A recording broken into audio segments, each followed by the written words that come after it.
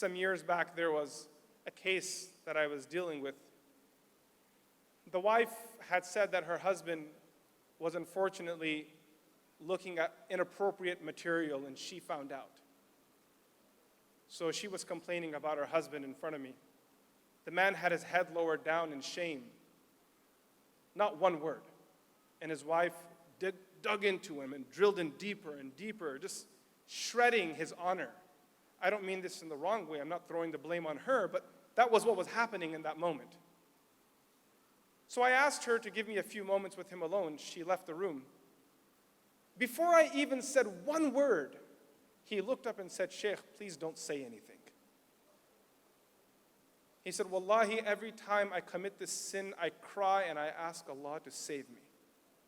If I can trade everything that I had in the world to free myself of this sin, I would do it in a heartbeat. But I'm tied up in the shackles of shaitan and I don't know how to shake it off." I then said to him, "We'll talk about how to overcome this, but I just want to point out that this attitude of yours, this humility, this humbleness that you have, will one day make you a wali of Allah subhanahu wa ta'ala. It'll make you a friend of Allah. Because the number one trait that is a prerequisite for any form of wilaya is tawadu' and shukr.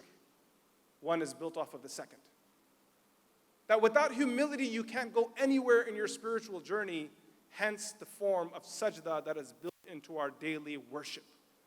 That you crumble yourself like a paper tossed on the ground, whispering to your Lord from that low place, Subhana Rabbi al-A'la, this is where I belong, that's where you belong. Subhana Rabbi al-A'la. So I find myself when reading this narration to be that person, that I'm that guy who people were calling a donkey. That's me. And in that moment when they were cursing this man, Rasul alayhi salatu wasalam stands up to advocate for him and says, "La tal'anhu fa innahu yuhibbu Allah wa rasulahu." Don't curse this man because he loves Allah and his messenger. That right there is loyalty. That I'm going to stand for my people. Yes, he has flaws and yes, he has weaknesses, and the world will be very quick to judge because we are very good at that. But for my companions, don't curse them, don't speak evil of them, because cursing them is cursing me.